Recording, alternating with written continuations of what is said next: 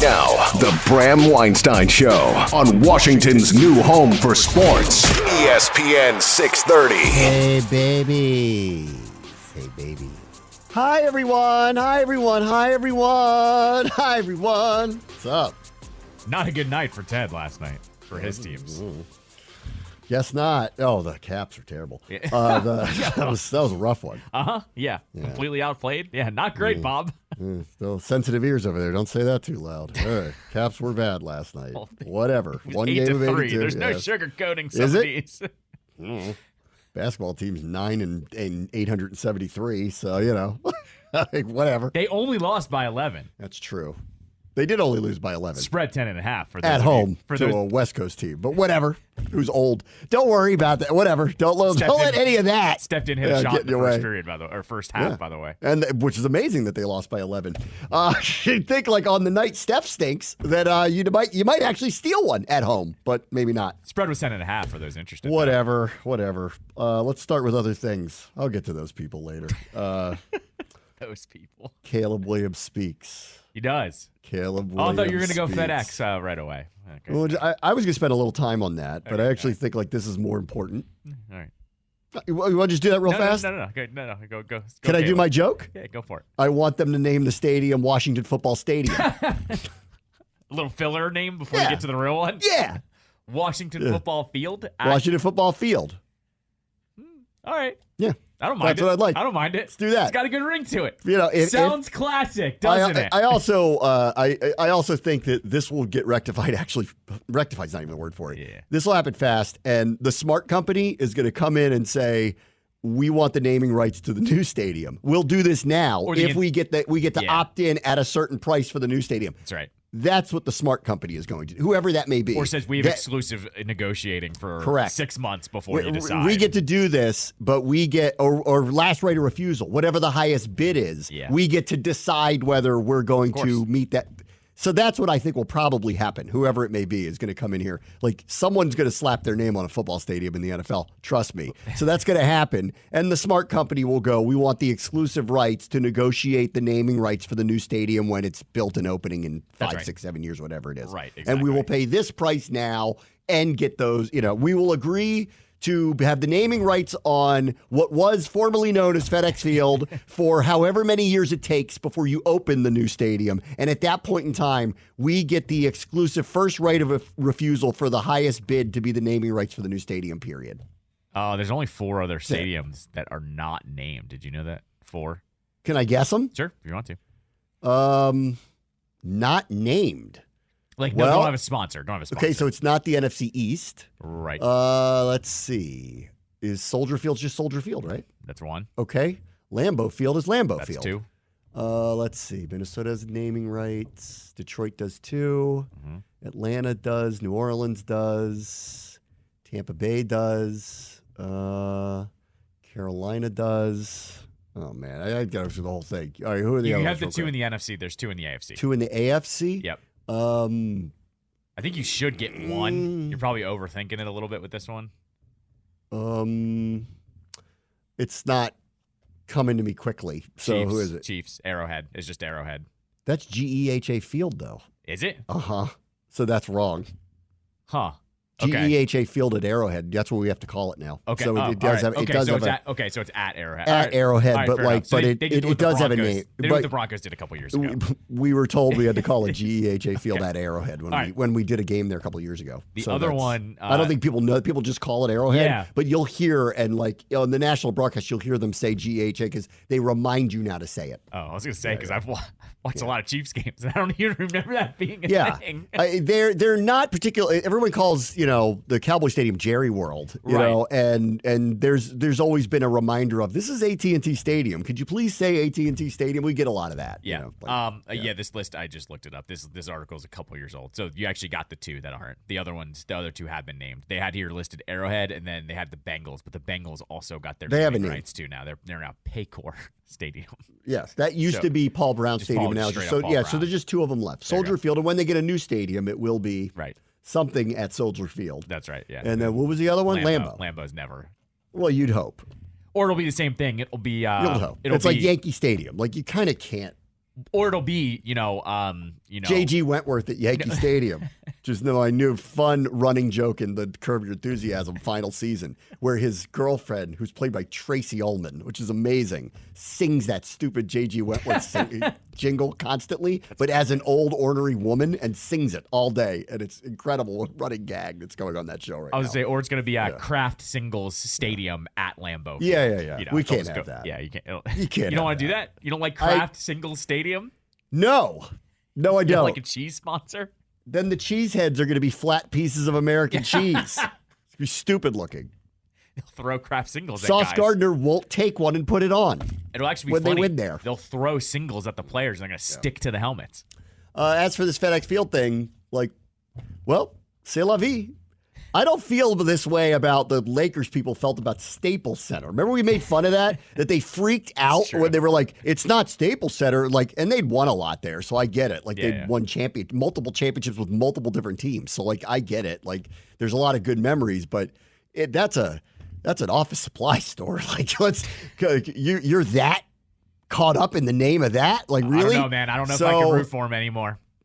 Now that it's FedEx Field. That's it, because they changed the name. It's not the same. It's not the same. Can't root for him anymore. Yeah. We'll have a name. I'm sure the smart company will do it where they get first right of refusal for the next one. Yeah, I know. It's silly. Anyway, they'll FedEx always be Field, FedEx Field to me. I mean, look, they didn't win a lot there, so I think anything changing is kind of all right, whatever. Right. Exactly. But I remember when they changed the Staples Center to Crypto.com Arena. I think it was more. And Plaschke wrote a whole soliloquy of how it was sad. Yeah, it was dumb. And I'm like, Staples is an office supply store. It has nothing to do with basketball. It just happened to have the naming rights of the building you went to watch them win. What are you talking about? It's dumb. Yeah, that one's a dumb one.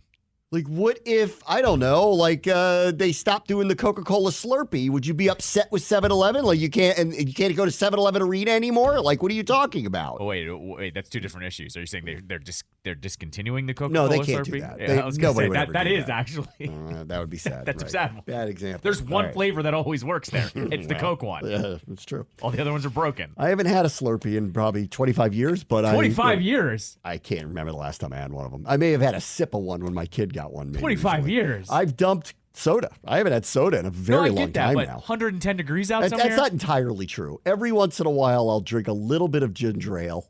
And every once in a while, I'll have a little bit of root beer and a root beer float.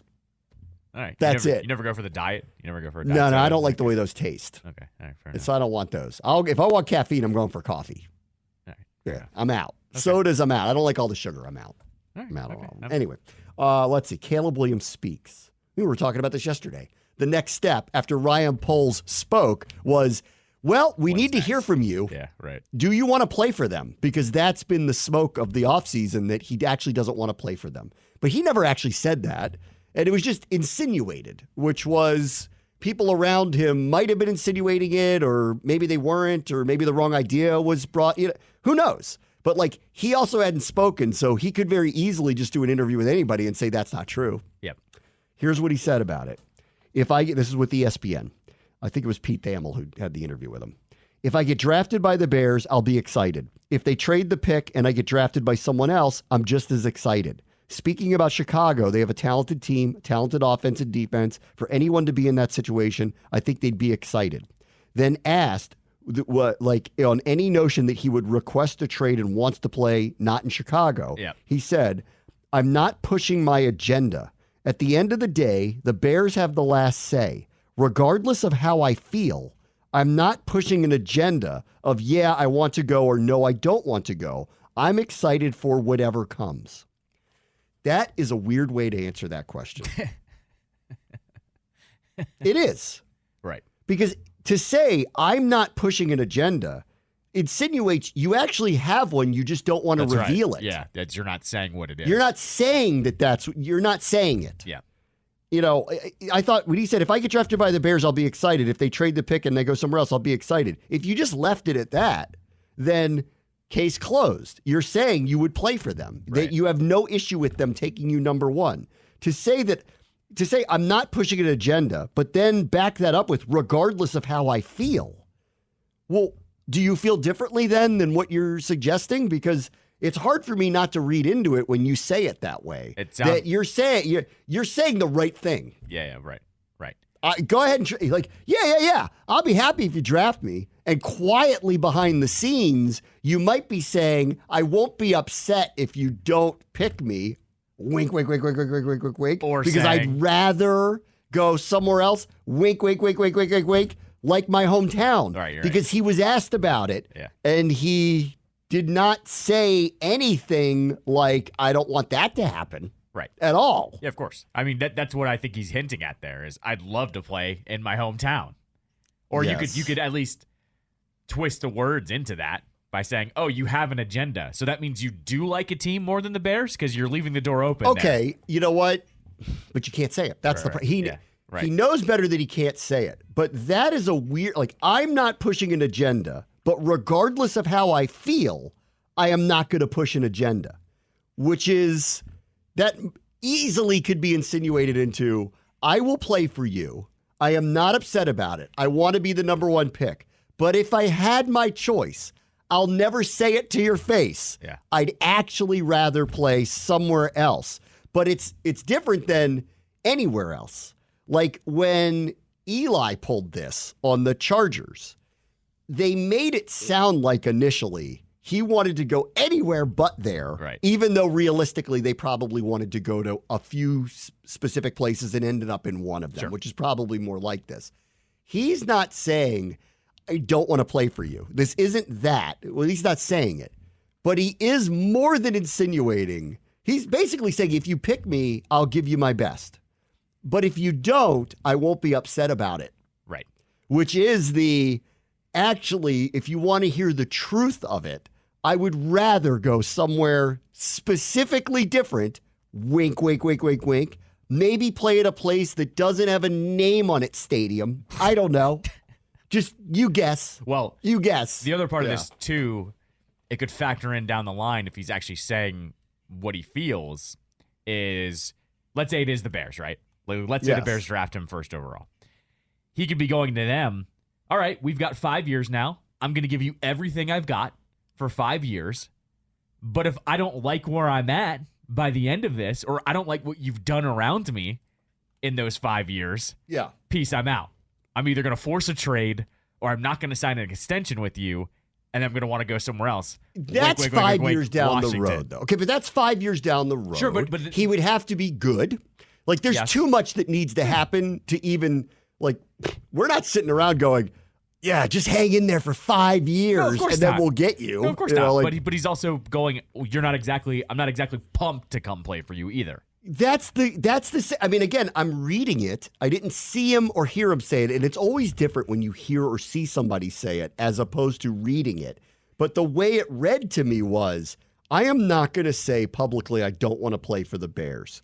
But I am not suggesting that I am so pumped about it that if you really asked me the truth, that I would prefer to go somewhere else. And he probably has in his mind what that is because it's not Chicago or anybody. It's not an anybody else situation. They're like, okay, well, what if we traded you to, I don't know, Tennessee? Do you want to go there? Yeah, right. And he might be like, well, no, not actually. Keep guessing.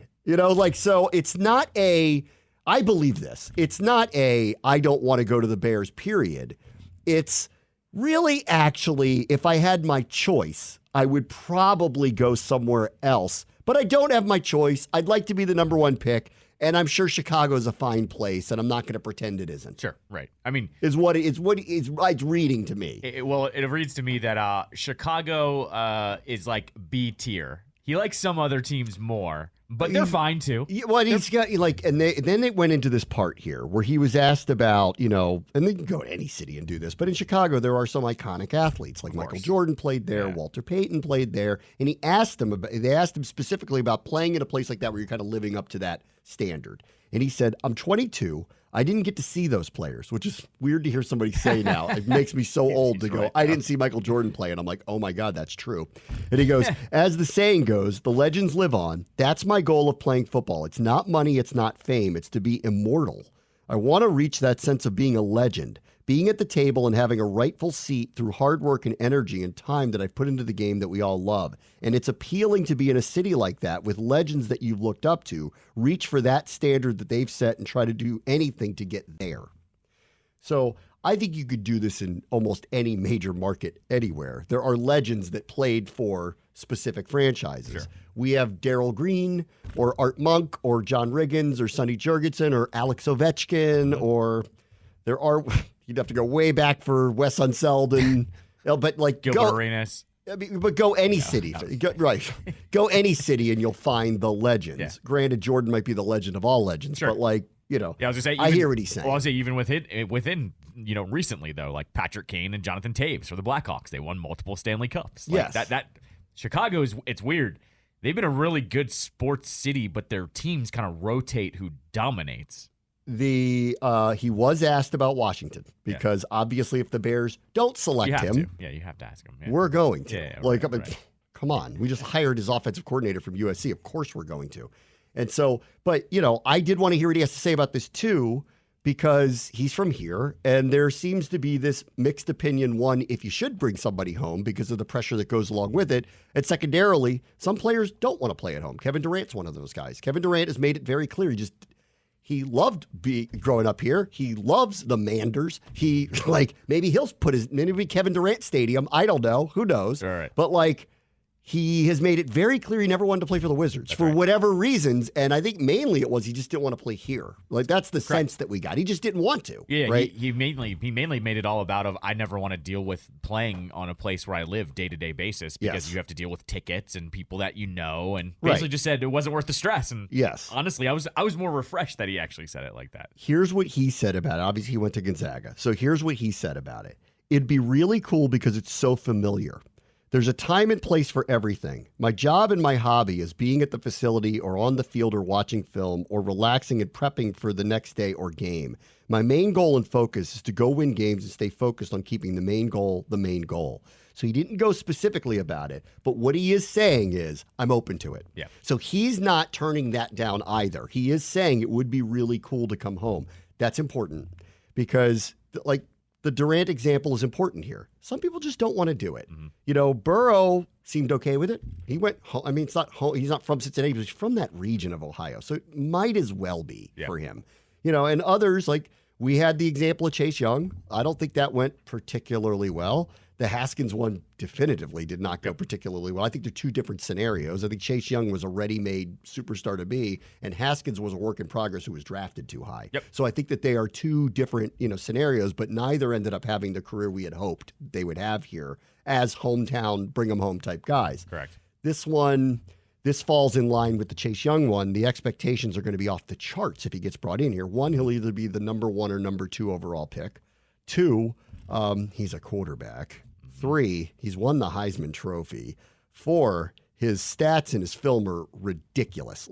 Haskins looked good in college, didn't look like this. Yeah, of course. Yeah, right. This has got the RG3 feel to it where he's going to show up here and we're just going to take off like a rocket ship because of him. Yep. And so there's a lot of pressure around that. And that's going to be anywhere he goes, but particularly here. And also having grown up here, he knows we've been starved for this. That's right. It's a different kind of. He's got to be a savior. He's not same thing in Chicago, but here, where he's from here, and we're all pinning our hopes that he is, he's the savior we've been waiting to come down from the skies for us. It's going to be hard. It's paired with desperation. Yes. I mean, that's how we are. I mean, that's how this fan base is right now. It's not only do we need you to be the savior, we're so desperate for one that comes with a certain attitude. The funny part is we have not had a long-term franchise top-tier quarterback in a long time, but the organization has had them.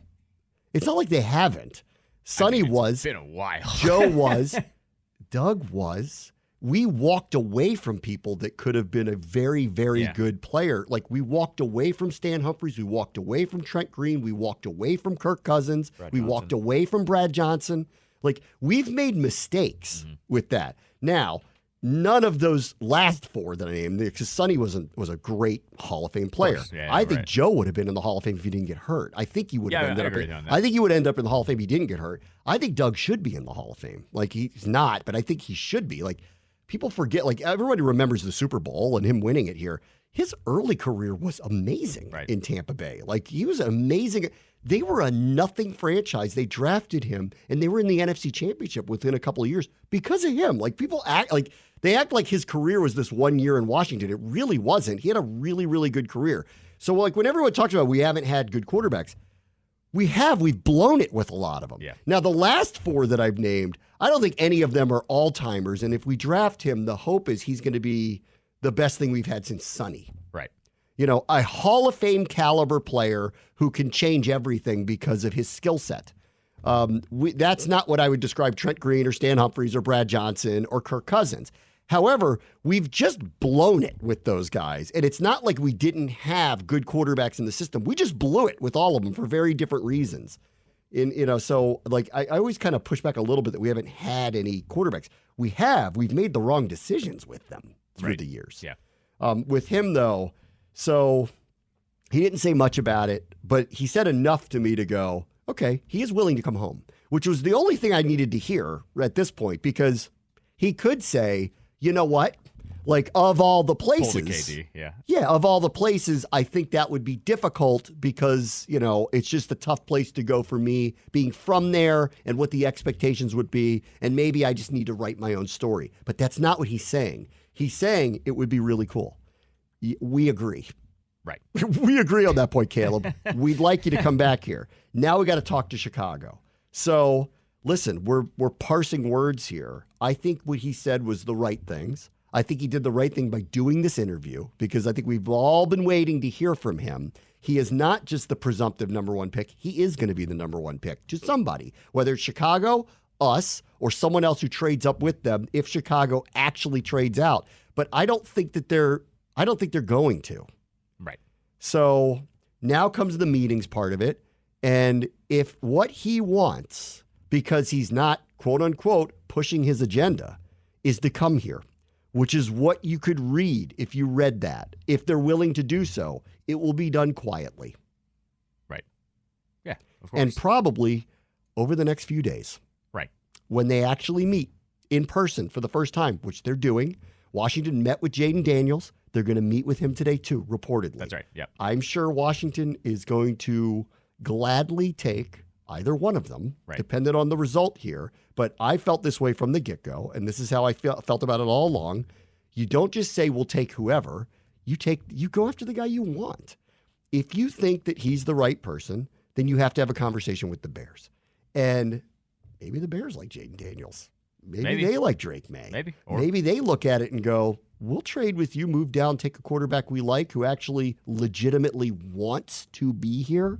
Or maybe they go, if Caleb really wants to quietly not come here, then we just don't trade Fields. That's all. We just don't do it, even though the momentum of that seems to be ramping up fast here, that it's going to happen. His manager put out a video of him jumping up and down in his kitchen last night, and you can hear faintly in the background something about going back home. So, and now the odds boards in Vegas have taken down trade destinations for him because they believe he's going to Atlanta. It's like a done deal. Well, no, yeah, before they even took it down, it was favored to go to Atlanta. Well, you start following them and all that stuff. And so maybe the last step is, now that we've heard this, he's saying he would go there and be excited about it. Yeah. Maybe they just need to, publicly it's the right thing to say because why start a fire, right? Yeah. Now they're going to meet with him, and is he going to tell them the same thing in person? Right. Is he going to insinuate, though, if you do get a deal with Washington, I won't be upset about it. Right. Like, that's what it reads like is happening right now. Like, and they may just tell him, we love you. We want you. We want you to be happy here. Tell us you'll be happy here. And if you read the first couple things he said he would be. Yep. But there was a qualification of it. And it wasn't I hope the Bears select me. It was, I'll be excited no matter what happens. And boy, that'd be pretty cool if I went back to Washington. Yeah. I mean, he's also saying that because he also doesn't know if the Bears are actually going to select him. So he does have to kind of keep this in general. He can't act like it's a presumption. That's right. Because there are other good quarterbacks. And I got to tell you what, I mean, more and more, just listen to the draft expert people. Some people believe Daniels is the better prospect. I personally want Caleb. That's me. If they end up taking Daniels, I'm not going to be upset about it because I like what I see on film too. But it's just my preference. I want Caleb Williams. If we can get him. If he's off the board, we can't get him. Right. Oh, well. But what I'm getting at is he has to say that too because if the Falcons, bad example from a week, but let's just say Atlanta trades up to number 1. He's got to say enough that he would be excited to be drafted by anybody, essentially. Yeah. Yeah. So I'm trying, I think he did the right thing. He needed to say something. There were a couple of, let me take a quick break, because there were a couple of the things he mentioned that were about, like, who's speaking on his behalf, what about his handlers, what about his personality, because all that stuff has been the things that people are trying to ding him with, because his play, it's hard to argue when you watch on film what he's done and what he's accomplished. All right, quick break. Brave Watch the Show, ESPN 630, Sports Capital. All right, let me continue on with an interview that Caleb Williams did with Pete Thamel of ESPN. So it's the first time that he has spoken at length about what he hopes happens in the draft. He's been very quiet throughout the entire process. There's been a lot of rumors about him and maybe not wanting to go to Chicago. Chicago seems, at least if you follow what's been happening the last 24, 48 hours, it does appear as if that they are going to move forward and trade Justin Fields. And so that would lead you to believe that they are selecting him with the number 1 overall pick. But in this interview, he's not even being presumptuous that that will happen. Maybe they take a different quarterback. Or maybe they don't trade Fields at all, but it seems like it's heading in that direction, which means they would take a quarterback, and everyone presumes it would be him. Yeah. So the things that are critical of him are things that have been said by his parents.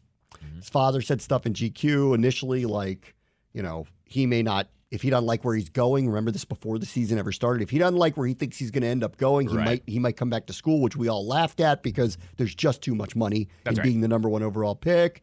There was a lot of rumor mongering after the season was over and the Bears got the number 1 pick that he didn't want to go there, but he never commented on any of that publicly. And then there's the other stuff where you'll hear a lot of things about who his handlers are, who is speaking on his behalf, who his group is. And he doesn't have an agent. And he, talks about that and said that he has no plan to sign with an NFL agent, that he's got a, quote, whole team of attorneys and advisors that will deal with his contracts and endorsements and all of that stuff. I find that to be, in this case, a mistake, but whatever. Lamar Jackson didn't use one. It seems to have started a domino effect of other players not feeling like they need one. I find that to be often, I think you would prefer to have them talk to these people on your behalf. And I guess, the number 1 draft pick compensation is set in stone. There's nothing to actually negotiate. Sure, but actually, there really isn't. An organization could easily slip something in and go, you signed the contract. Well, he's saying I've got the attorneys to look at the contracts. So, okay, if that's what you want to do, enough. Whatever. He said this. He said he is planning on meeting with the media, which is good. And he said, I want everyone to hear me and get a feel for who I am so that they're not throwing things out there that are false or not coming from me. Very important. Yep. I agree. It's been overdue that he speaks. Right. Because, a lot of people have spoken on his behalf or have insinuated this. That's right. With unnamed sourcing. Not even like blah, blah, blah, who, played with, knows, brother of, father of. None of it has been actually cited from anyone says Caleb feels this way. Right. So it's good. It's time for him to speak. And then he was asked, what should they expect to hear when he talks to them? And he said this: being able to see who I am as a person and my heart and my love for football and winning games. That's what I think they'll get from it. And my intensity about being on a team and going out there and kicking ass with my new brothers. That's what I'm excited about. And that's who I am. Because, he painted his fingernails. People got on him. He cried after what was his last home game at USC. People got on him. Yep. He was a little ornery with the media, and people got on him. Called out the fans. Fans. People got on him. He also had a horrific defense. Right. Horrible. Like the team that he played with last year, and this isn't his fault. They had and I saw this because Daniel Jeremiah was on, like Dan Patrick, and I was listening to his breakdown of him. And he said, he goes, he had the 121st ranked defense last year. He goes, that's what he was playing with. And he actually mentioned, he goes, Pat Mahomes had the 120th ranked defense his last year at Texas Tech before he was drafted, which is probably part of the under the radar part of Mahomes. They probably lost a lot. Yeah, right. But they saw what they saw, and so they did this. Williams had already won a Heisman. They were still scoring 50 points a game, losing some of these games, but scoring 40 to 50 points. And then actually Daniel Jeremiah's breakdown was really good. He goes, what ended up happening to him, because their defense was so bad and the other teams knew this, They dropped into like an 8-man shell and just said, dump it off, dump it off, dump it off. We're not going to let you hit a big play. Right, yeah, we dare you. Yeah. We dare you. Yeah. And he said, Jeremiah said, there was a period of time where Caleb started to get impatient, and he goes, that's bad habits. He's like, but he goes, if you're on a team that doesn't have as bad a defense and people play you a little more straight up, then maybe you won't have that problem. Or good coaching in the NFL can get you to accept this is what you have to take until we get them to get out of this and make you play you more straight up. But outside of that, that's what it is. We've heard a lot about him. There's a lot of characterizations about him. This also happens this time of year because he is the presumptive number 1 pick, and there's a lot of money on the line. So, it is, unfortunately, other parties don't want him to be the number 1 pick, so they're going to say whatever they need to possibly say about him to try to get teams to have their doubts. Right. And at this point, I think we've gotten to the point now where I don't think there are that many because it doesn't, there has been little to no actual reporting of, the Bears are really torn about which quarterback they would take. Mm-hmm. Right. It's presumed he's going to be the number 1 pick if he goes there. And they're not fighting that notion, and no one seems to be pushing too hard that it would be a different notion. Right. Well, I mean, the Bears have actually played this pretty well. They have not confirmed or denied anything, though. Correct. The only one that slipped was Fields. They've said, even Ryan Poles said this yesterday, we haven't met him yet. That's right. And Fields was the only one that ever even linked them. Fields, remember, he was like, well, whether it's me or Caleb. Right. And even though that was just Fields saying whatever he wanted to say, though. That wasn't him, knowing anything about the Bears either. Yeah. I still think, I don't know. I don't see the train rolling down the tracks either way with the Bears, actually. They haven't alluded to actually wanting to trade out of the spot or alluding to more trading out or yesterday was important because they said we're going to do it fast with Fields, one way or the other. Yes. If we keep him, exactly. They described it as we don't want anybody in the gray area. Yeah, right. We don't think that's fair, which I actually thought was refreshing to hear from a general manager to say, even if we decide we want to move on, we're not going to shock you with it. That's right. Which is the right thing to do. Just as a person is the right thing to do.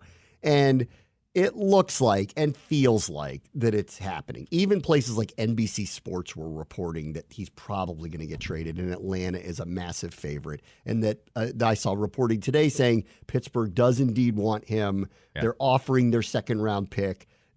I said this from the get-go. I go, they're picking 20th. Offer number 20, you'll get him. Yeah, right. Just do it. Exactly. What are you going to get better than him at number 20? You're willing to give up your 2nd-round pick. Why don't you just give up your 1st-round pick? It's not in the top 10. Give him number 20. You'll get it done, actually. Right. You'll get it done. Yeah. And then it's better than hands. Move on. Move on. Hands. It is. It's your boy. That's your boy. That's hands. Definitely not my boy. They had your favorite quarterback roster on the NFL for a year there. Hands, Mitch, Mason. Yeah, those are your boys. Mitch. That's all-time Bram team right there. I called him all-time Bram team. It's very rare that all a top. Yeah, it's very rare that a top 5 pick I go, no, immediately, nope, not going to happen. Then hands, I went, they're taking a flyer on him, but nobody thinks he's that good. Otherwise, he would have been the number 1 quarterback off the board doesn't go 20. That's right. Or whatever number it is. That ought to tell you everything you need to know. And then Mason, we know all about him. Go ask Miles about that guy. Mason's an NFL pro. I mean, he was never supposed to be. I was saying this by the middle of the season. Mason Rudolph's the best quarterback on that roster. They've chosen not to play him throughout the entire year. That's on them for doing that. I think if Pittsburgh gives up their 1st pick, they'll get him. If they're choosing not to do that, I think they're being unwise, actually. Right. They're not going to do any better than him. Mm-hmm. And they're not you're staring down getting the 5th quarterback off the board if you pick one that early. If you're thinking about picking Penix, go get Fields. Yeah, right. 100%. Right. Just do it. And with Atlanta, they're not going to give him the 8th overall pick. They're not going to do that. No, of course not. No, God. That's why I'm saying, if Pittsburgh's willing to give up 20, I think they'll get him. And it feels like it's going that way. As for us, it was refreshing to hear him say, that'd be cool. Yep. Which is what he left it at. Sure. And I don't know. Let's see what happens behind closed doors. I feel like if they trade Fields, the Bears are taking him, and they're going to basically tell him, we hope you are excited about it, and even if you aren't yet, get used to it, and maybe you will be excited about it. Or do they like Daniels enough that they go, you know what? We'll trade with Washington.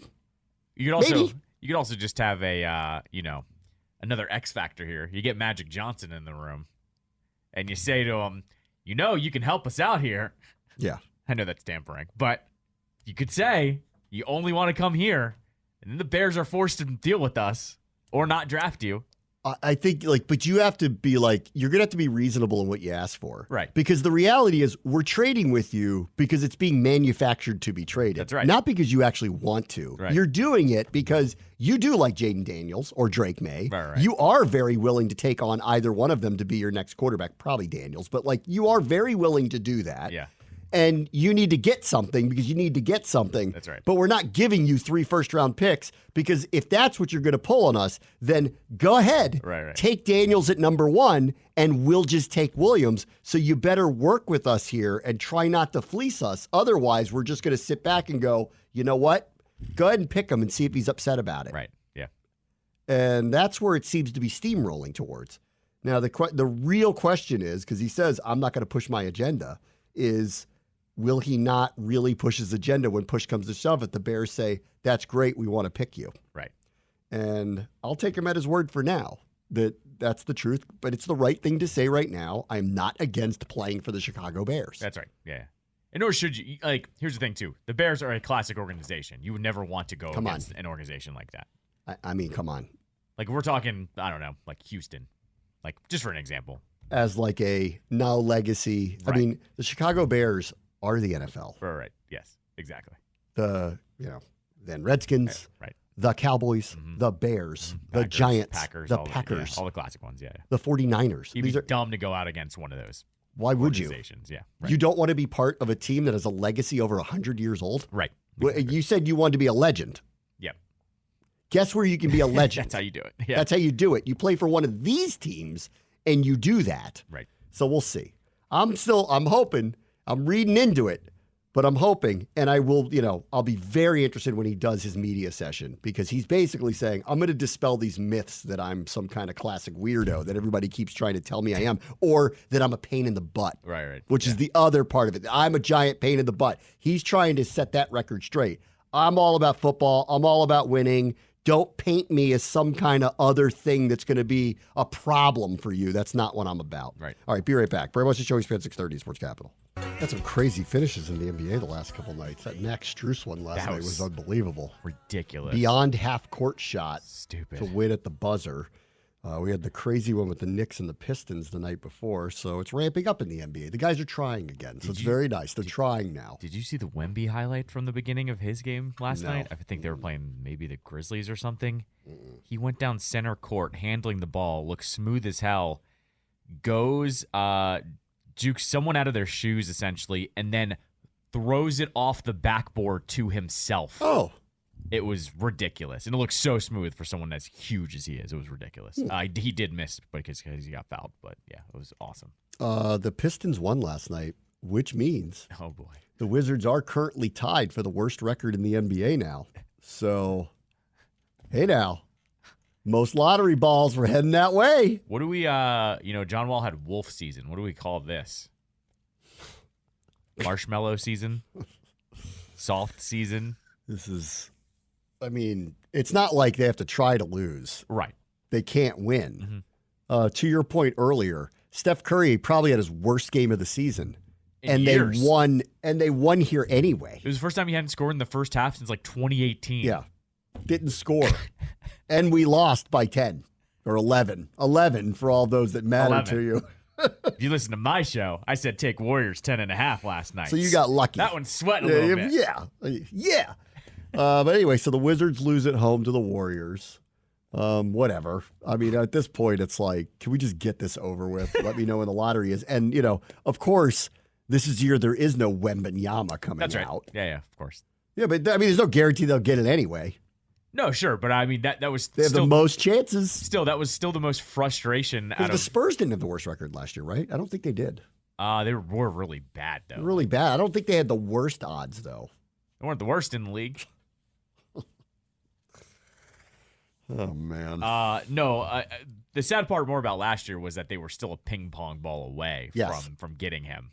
And the Caps were one ping pong ball away from getting Bedard. There's an alternate universe there where the Caps get Bedard and the Wizards get Wembanyama. Wemby. And we're like, new era, baby. Let's go. We're moving to Virginia, and everybody goes, let's do it. Don't care. Yeah. The Spurs were 22-60. They were the worst in the West. Only the Pistons were worse. They were the second worst. They were the second worst. Okay. All right.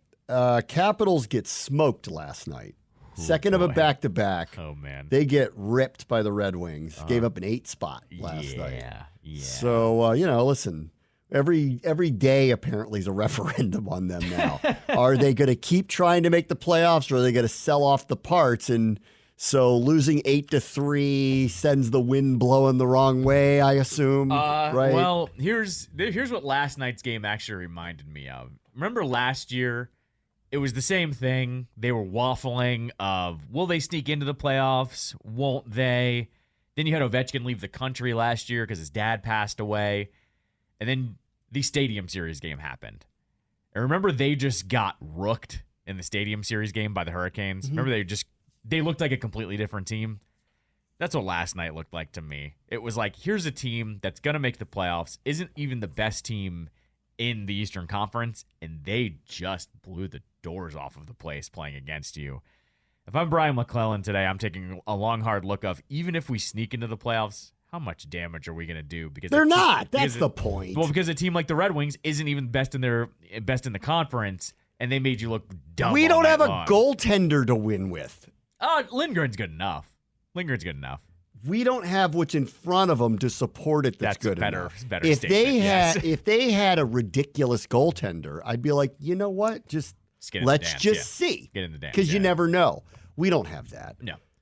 We don't have that. We have good goaltenders. We do not have a great one, which means the rest of the team has to be better than what it is for them to make real noise in the playoffs. It's not going to happen. 6 of the 8 goals were right off of defensive turnovers or bad play on their end. I mean, it was the Red Wings basically were waiting for them to make a mistake, and when they did, they cashed in every single time.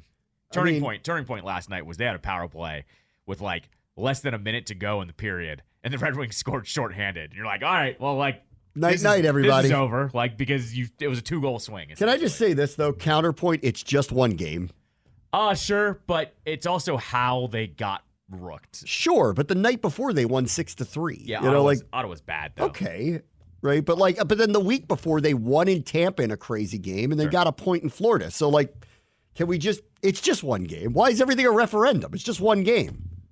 Let's see what they do Friday. Really, I mean that they play the Flyers, and the Flyers are a team that are ahead of you, and the Flyers are the team that you need to catch. That's actually the team you need to catch. Yeah, because they're not going to get in the wild card. There's too much traffic for the wild card. But the Flyers, they're 4 points behind, I think, or I think they might be 6 because the Flyers won last night, but.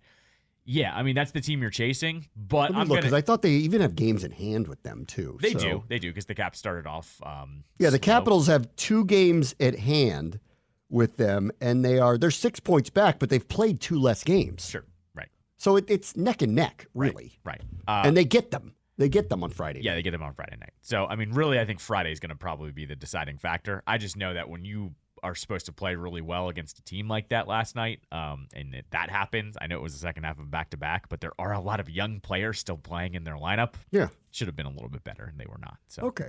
Let me go back to FedExField because I don't really want to spend a lot of time talking about one more thing, too, by the way. Just off of, I saw her piece yesterday, Sammy Silver. She had her intermission piece up last night and said there's a name garnering attention, and it's Charlie Lindgren, who I've been shouting for like 4 months here.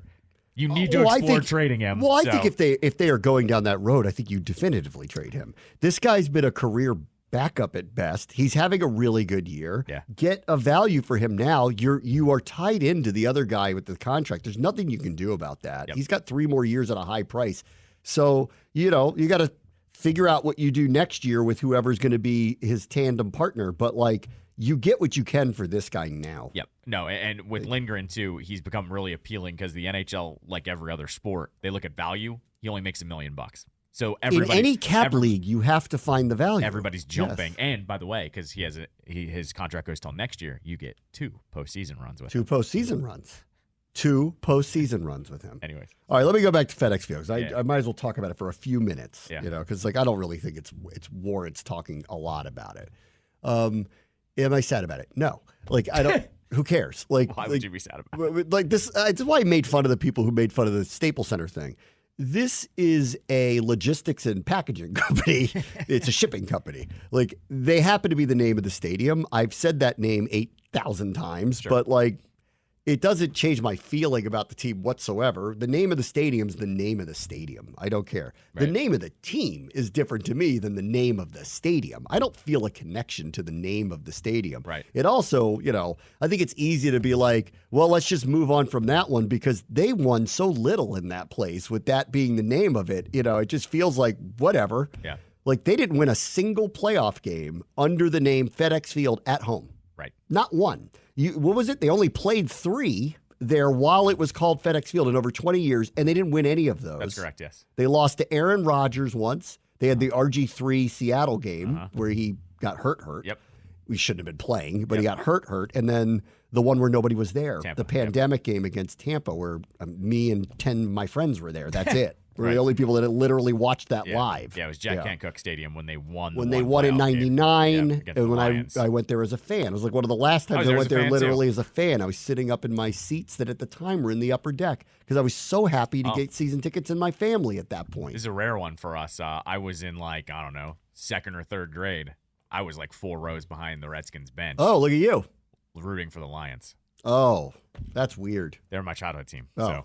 I was up in the stadium and watched Gus Frerotte and who was it? Trey Johnson, right? Yep. Trey Johnson playing for the Lions at the time? The other one was, do you remember what was around the first row of seats? A lot of people had banners. Like hit here? Like run into this? Yeah, that's funny. Yikes. Yikes Dark. is right. Dark. I mean, so it's the name of a state. Who cares? They're going to get a new name for the stadium. Right. What's the difference? I mean, I remember like last year too, what was it, 2 years ago? It was 2 years ago that people in Pittsburgh freaked out because it wasn't Heinz Field anymore. Right. But at least like Heinz is a Pittsburgh thing.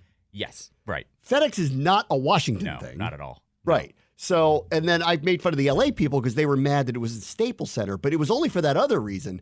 The Lakers had won a lot there. Yes. The Kings had won a lot there. So they'd seen championships in that building. And that's why they felt attached to it. But I'm sitting there going, but it's named after an office supply store. Why would you, how would you have this, I guess maybe that's why it's easy today to just be like, well, whatever. They're changing the name of the stadium. This team didn't win very much under the name of that stadium. Well, I also think with Staples, too, though, it got changed not only from Staples, but it went to Crypto.com Arena. And everybody was like, we kind of know what's going on here. Like, it's not going to stick. I mean, also, too, and this needs to be pointed out here, Fred Smith, who runs FedEx, was a minority owner here, was part of the Palace coup group that tried to get Snyder kicked out. And when they failed to do that, basically made it impossible for him to keep the name Redskins. Yeah. So, honestly, if you are at all upset whatsoever that name is off of this field, you do realize that the reason why you are actually upset about certain naming things about this team stems back to them, actually. So, ta-ta, thanks for your money and sponsorship through the years. I still use your service. It's very timely and well done. It's very reliable. Very reliable. I like your service. I won't hold a grudge against you, but I'll never forget. Never forget, Fred Smith. Never forget. Know. They changed the name of the stadium. Can't root for them anymore. Yeah, can't just change because they changed the name. They changed the name. Can't do it. Not the same franchise anymore. What's your odds on Fanatics? Yeah. 100% Fanatics, because they already have the sports book there. 90% Fanatics, 10% someone else that steps in and does what we both had talked about was steps in and goes, you give us first right of refusal for the new place. We'll give you an absorbent amount now, but we want to be the next one in line. So in recent years, no one pays attention to this stuff. Ortho Virginia came in and renamed what is now Commanders Park, or I don't even know what they're exactly calling it. It's Ortho, Ortho Virginia came in. This is a higher level of sponsorship money, so I don't know that would happen with them. But just so you know, that happened recently, too, that they came in and renamed the training facility. So they've been part of conversations like that. I think it's going to be a bigger national brand like Fanatics that's going to be willing to spend the $15 to $30 million a year, whatever it is, to slap your name on an NFL stadium. I think you go with some of the other local major groups, like Geico is always involved. Geico. They could definitely be involved with something like this. I'm just trying to rack my brain real quick of bigger local type You stuff. realize that Gecko is going to be running around the field with Tutty I mean, like you get that, right? There's if experience that there. That guy, the Geico, it's the Geico President's Race down at Nats Park. That's Geico right. holds the Geico's ribbon. been. I'd like to actually thank Geico. They have sponsored everything we've done in sports media for 30 years. That's right. Yes. So yeah. Oh, I know another one that always throws money around. And that's NATCA. They're a sponsor on this station. Like that again is another one where I go. That might be a little higher of the threshold than they're maybe, but they're heavily involved with everything. So a government contractor putting their name on this actually would make a lot of sense if it were in the budget to do so. Right. So I think they could come to mind. I'm just once again trying to rack my brain. I don't know who else, but I mean, there's companies that are going to do it. Not like we've said too. So it'll happen before the season. Trust me, they're getting calls today about this. Yes. And the smart one is going to be, I want first right of refusal to put our name on that new stadium the second it opens. That's right. Like, because if the Commanders are smart, they go, we can't put a price on that yet. Yep, right. Because they don't know what it's going to be. But you could negotiate, fine, we will be the sponsor through however the length of this stadium's life is, but we want first right of refusal on whatever the top bid is from somebody else, and we get to decide whether we want to continue with the new stadium. You have to correct me if I'm wrong, but is Bank of America still a sponsor? Yeah, they are. So that definitely. I mean, that's another one. They could have two. Sure. Because isn't that Carolinas? Isn't it the Panthers Stadium? Bank of America is Carolinas. So they could have another one. They could. You go there. Do Safeway. Safeway's a sponsor. Ben's Chili Bowl. Well, that was the joke today. Was Ben's Chili Bowl. Ben's Chili Bowl. I think that's happening, guys. They're going like Don't 30 think that's million. happening. That's a lot of half smokes. That's a lot of mumbo sauce, player. What's funny is FedEx, well, you know what I mean. The stadium could get another one right now, and yet there's the Nats have never gotten one for their stadium.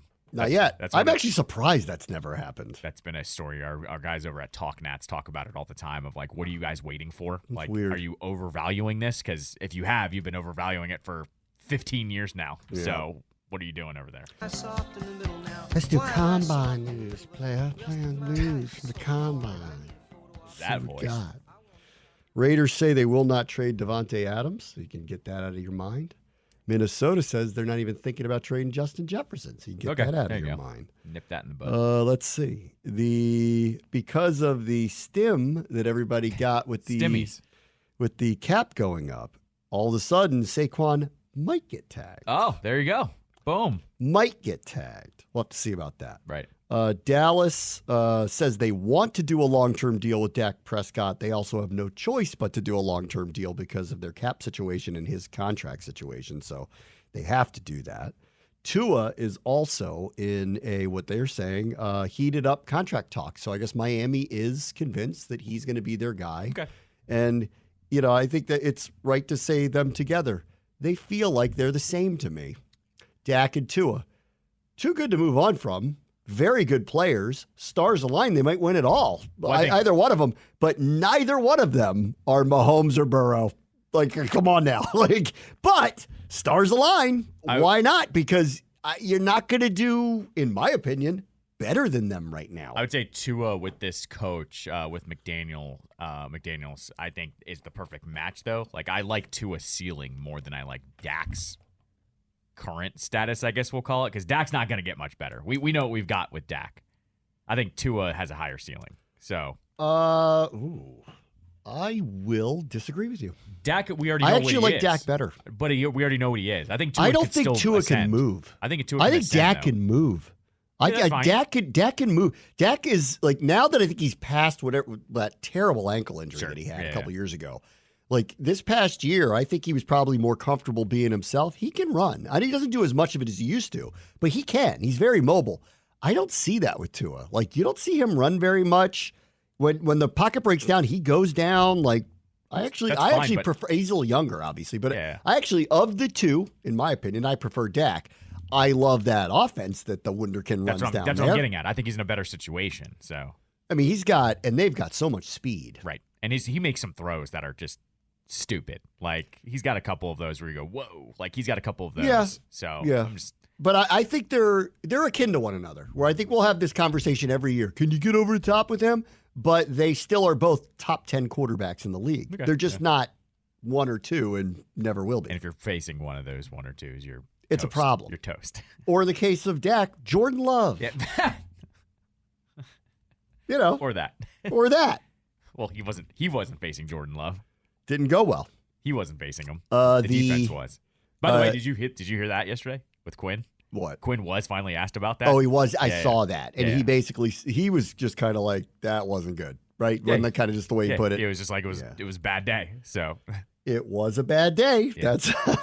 That is one way to put it. It was a bad day. His presser was good. I played it live right after the show, but yeah. Let's see. The Patriots are getting weird. Like, well, one, their new GM said something really dumb. Did you see this? I didn't see this one. I saw the PA stuff, but I didn't see this. Where he said, like, what's going to be different now? Because it's a big change. Yeah. And he said, well, we might not be as hard ass as we used to be around here. And then Gerard Mayo today had to immediately be like, this is not an indictment of what happened in the past. Obviously, we were really, really, really, really good. Let's not forget about that part. Good on Gerard for doing that. Yes, we had a bad year. Yeah. I get it, and like that's why a change was made. But like, we're not forgetting that we were in 9 Super Bowls in a 15-year period. Yeah. Okay? Good on Gerard for doing that, because I feel like that's the one thing that certain people have done. Not everybody, but it's like, stop discounting what he did. Like, he is your greatest. Unbelievable. He's not only your greatest coach, he might be the greatest coach ever. It is the all-time, what have you done for me lately? Like, they turned the page. They decided to do that. It is not that long ago that they were maybe the best dynasty ever in the history of the league, and they did it in a cap era. That's right. Give me a break. And if you, like, when we went up there in the middle of the season and they're like bags on their heads, I'm like, you people are the most spoiled, ridiculous people I've ever met. You guys were in 9 Super Bowls in that period of time, and it's just not good enough for you anymore, huh? Right, exactly. Oh, things are so terrible. Awful, Ridiculous on that one. We're still reliving the 80s around here, guys. Right.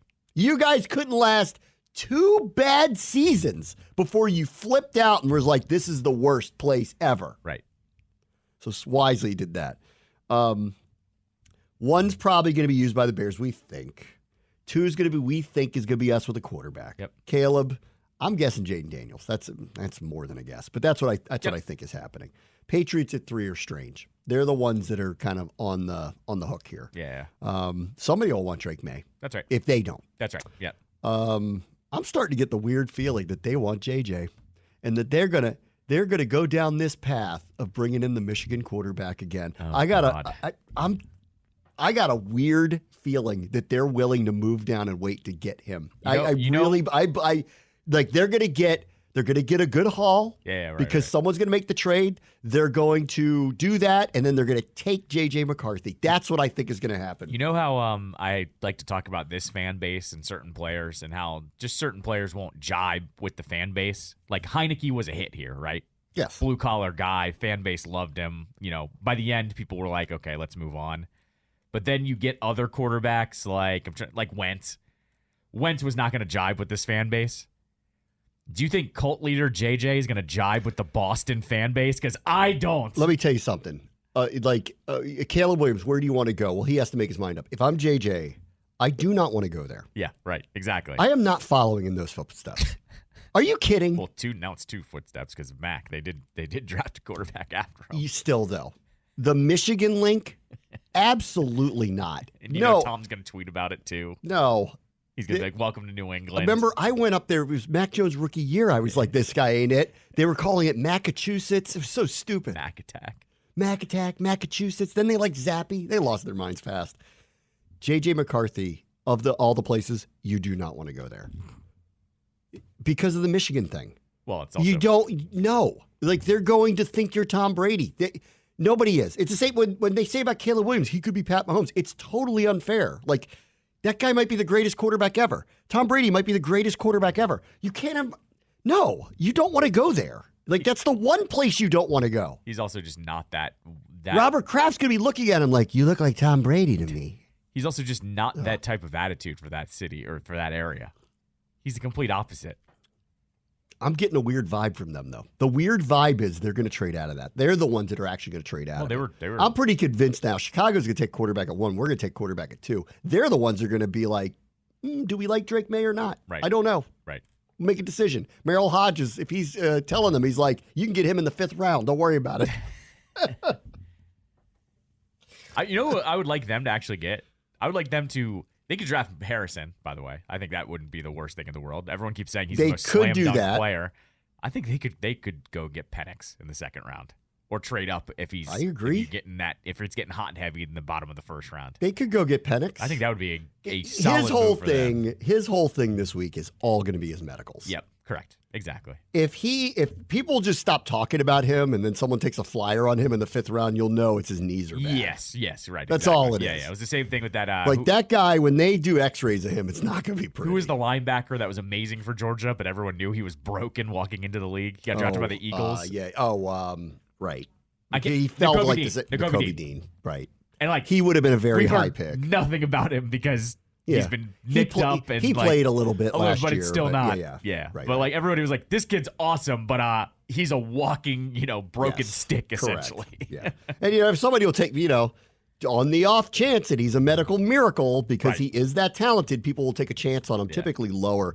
Penix this week is literally about his medicals. Yeah. Everybody's going to get a look at him. And you know what? If you start hearing about him as a high second-round pick, low first-round pick, then you'll know they think he's fine. That's right. Yeah. That means everybody thinks he's fine. If you don't hear anything, it's going to be like, who was the dude from Tennessee? Hendon Hooker. Yeah. But he came off late ACL. That's right. Yeah. That guy would have been picked higher.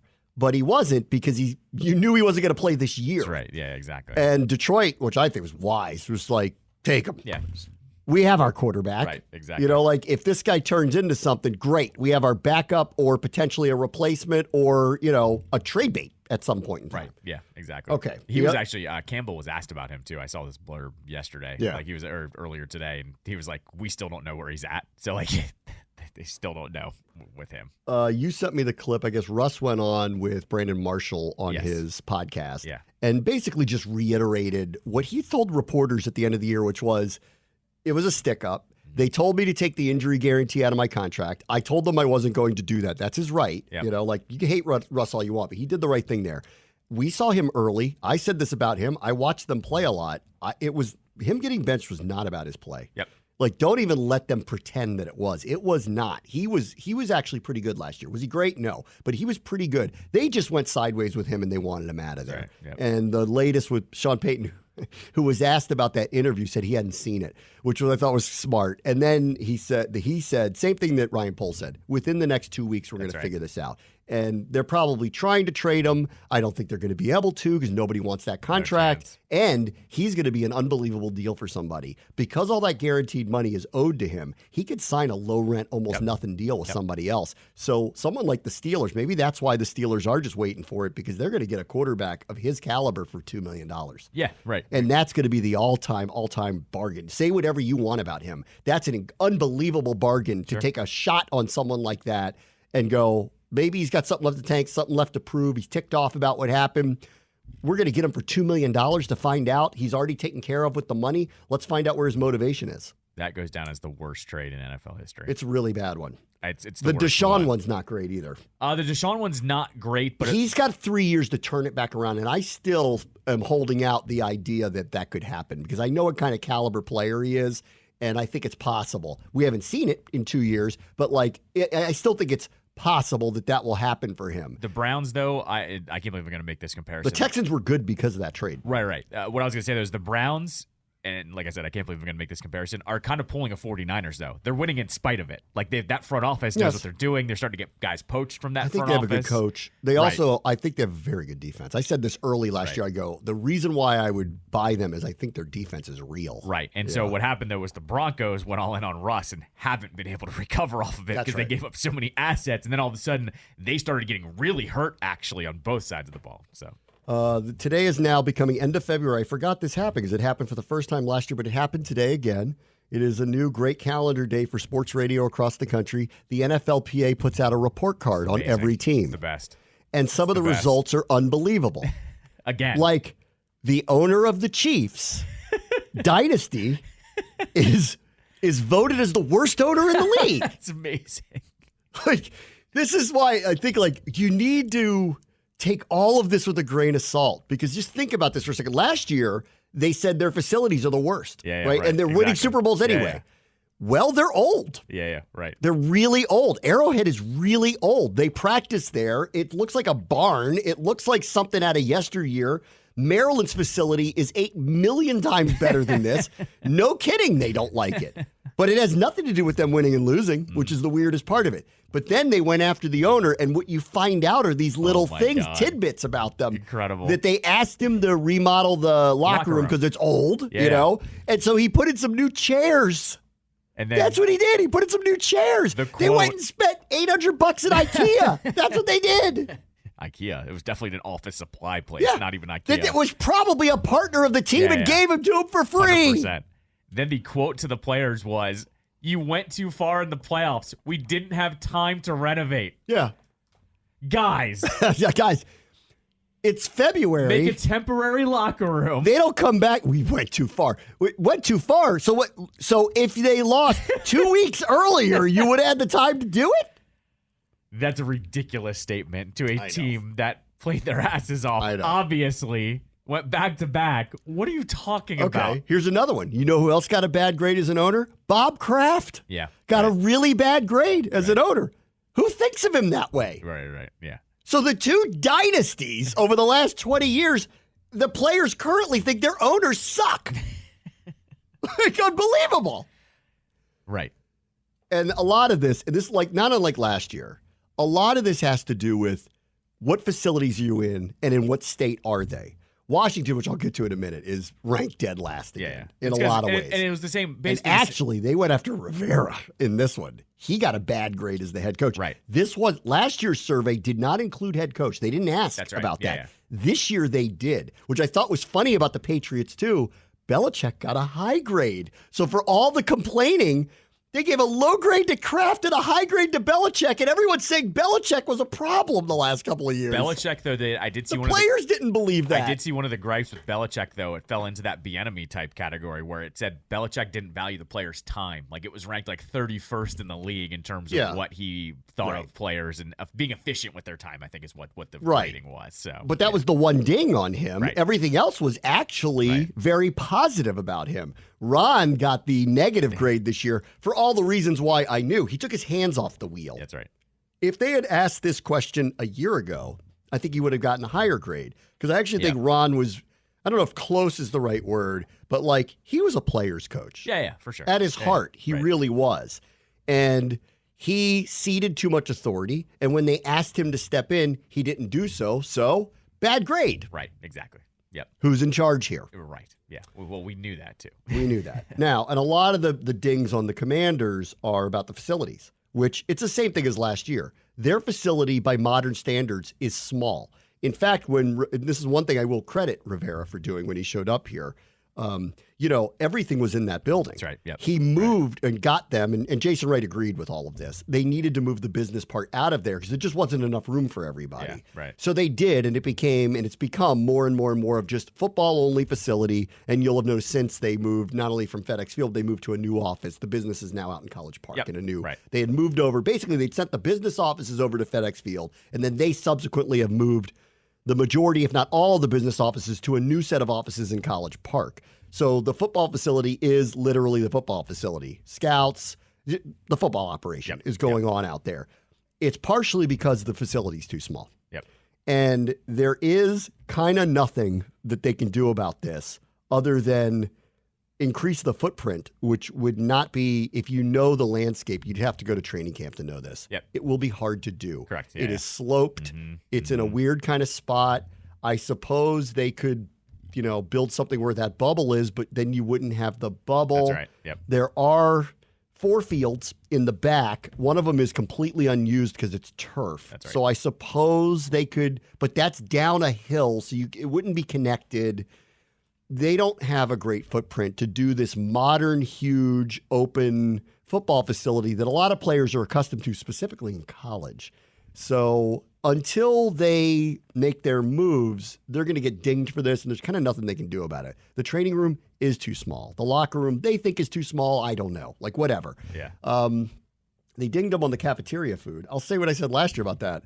That chef's good. I don't know what you guys are talking about. The few times that I get to go, like if I do a show or something out there, they'll invite me down to eat. And every time I go down there, it's like professional chef is cooking for them. So I'm not You're sure. You're not the only media member to say that today. Okay, by the way. so good. I'm glad to hear that because I will defend the people who are cooking down there. Like the food, every time I go down there, it's like fresh salmon or like these like recipes that are straight out of Food and Wine. I'm like, what are you guys complaining about? When I saw that one, I was like, what are you complaining about? My only guess is kind of like what you said, is college gotten so crazy now that like everything is made to order and you can order something crazy, fancy or, has your crazy macros involved or something like that, that maybe college has gotten so ridiculous they're used to something and maybe that's not the same. But yeah, I mean, there are a lot of media members that did come out against that. Let's see. 26% of the Commanders players who voted said that they had enough room for their lockers. Some cited multiple sewage leaks. Yep. That's a problem. Yep. They ranked 31st in treatment of their families, which was something that came up last year. And what's interesting about this is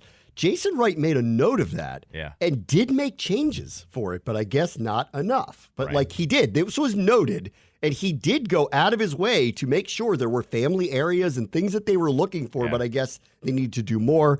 They weren't happy with the training staff. Partially, they said the size of the training staff. They said there wasn't enough one-on-one attention for it. The training room is small. I agree with that. But again, that goes back to footprint. It's a small facility. They said the weight room is small too. I agree. It is small. Comparatively to other places, and just looking, my gym's bigger than their gym, and that shouldn't be that way. So I get it. Then they went after Rivera a little bit, and then they said team travel, by which, I have no comment. I like traveling with the team. They treat me just fine. I don't care where I sit. Everything. I love the flight attendants are lovely. I'm happy. Yeah, sure. So I've got actually no issue with that, but I'm not going to speak for them and how they feel about it. And they're also much larger human beings than me, and I get it if they don't feel like they have enough space. Right. Yeah. I get that part. Yeah, and that was the same complaint as last year. And so once again, what's funny here is my overarching feel today, and I'm glad that there weren't a lot of people that overreacted to this, was new ownership group couldn't change all of this from last year. So really the one that matters is going to be next year's survey to see what they actually change year over year, because nothing was going to change this year. So nothing was. Obviously, it came out yesterday that the ownership put $75 million into FedExField and partially into the training facility as well. They have been, and John Allen talked about this, Terry McLaurin's talked about this, the conversations they've had with the ownership is not really about the team. It's more about how do we make your life better? That's right. How do we make this a place where players want to come, play, thrive, all that stuff. That's been their goal. So they're working on it. There's a lot on the plate. Of the two things that got decent grades, there's only one A and one B of all Same of it. as last year. Strength coaches. Yep. So my man Chad, they love Chad. I got to tell you though, Chad's a dude. Chad could have a reality show. Everybody likes Chad. And then the B was ownership. Yep. So that is a good sign, actually. They were saying, we are seeing changes here. It's just all this other stuff is what it is. So here's your marching orders. Right. And the owners have been open to all of that. So we'll see what happens. But there's only so much they could do. I mean, the stadium's going to be this stadium. They can put as much lipstick on it as they want, but it's going to be rough until they get the new one. They're doing what they can. And with the training facility, I'll just reiterate, it is not modern. It is older. And every team that has the not modern older ones are the ones that got dinged on this thing. Yep, because the second someone goes down to Miami or Minnesota and sees what they have now, or the Raiders, and they go, it is a game changer. Yeah. So they're going, get with the times, guys. And, oh, by the way, the cap went up because you all are making billions of dollars. Give us $1 billion facility. That's right. And we're going to have one of those. It's just, again, until we do all the other things like stadium and figure out all this other stuff, it's not going to happen for a few years. Yeah. And like I said, they weren't going to change this. Like, this was going to be the same grade as it was last year. Dan not only owned the team for, most of the past year, he also didn't invest a dime into any of the infrastructure. So there was never going to change. Yeah. It had stopped. The only thing I did see that specifically when it came to the player family stuff was, I guess, training camp was a complete overhaul. That there was a family area, it was catered, there were tents, like that was actually an improvement with Jason Wright. Yes, there wasn't. No, like I said, Jason, and they took to heart what happened last year with that part of it. And I think I talked to him once about it, and he said to me, he was like, I wish somebody just told me. Yeah, I remember. Is what he said. He goes, I wish, he goes, the weirdest part about reading that was, maybe we should have just known, but no one ever said anything to me. And I felt terrible about it. And he goes, and that's why we changed it. So when I saw that part pop up again, I'm like, they did try to change it. Maybe they just haven't done enough yet. Yeah, that's all. All right, we'll take a quick break. And when we come back, Juan Soto admits the truth. He never wanted to leave here. And we'll talk about that next. Bram Show, ESPN 630, Sports Capital.